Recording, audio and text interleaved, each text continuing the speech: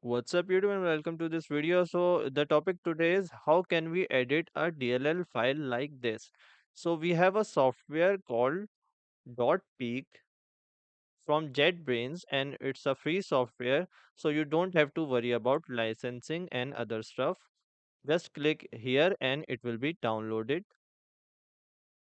So after the download it will look like this. So we will install the dotPeek. So it's showing its other product, but they are skip. Only the dotPeek is going to install. Click next and install. It will take some time, but you don't have to do anything. It will be installed automatically. So it said done. Just exit the setup and search for JetBrains, and you will see JetBrains.peek exe. Actually, this is the one. This is the setup. This is the one. It's actually very fast and don't need that much of thinking.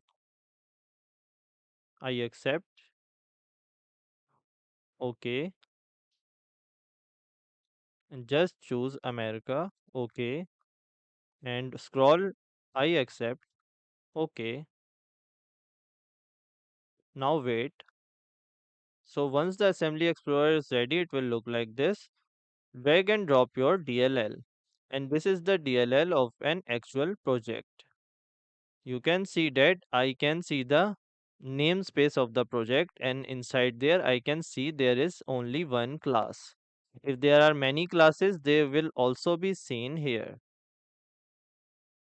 So it can take some times, but after that your code will be here. So this is my code inside my iCalculator class.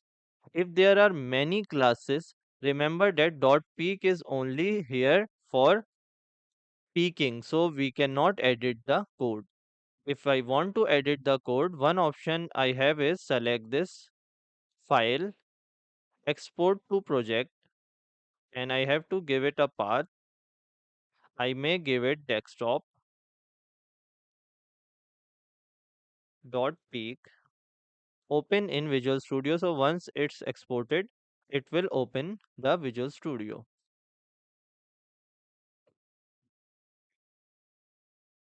Continue. So if I go to Solution Explorer, it has prepared my class and all of my classes that was available in that DLL are available here. So I can edit them and remake the project.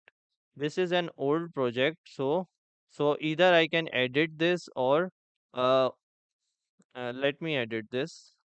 So namespace, this won't work either. So now my project is ready. I can build the solution. I can edit the code, add new functions, and build the project. And once I build the project,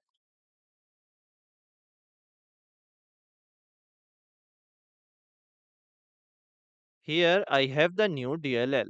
So if I edit more functions, then I have created a new DLL. So this is how you can edit your DLL using .peek. So this is all for the video. Thanks for watching and do subscribe to the channel. See you next time.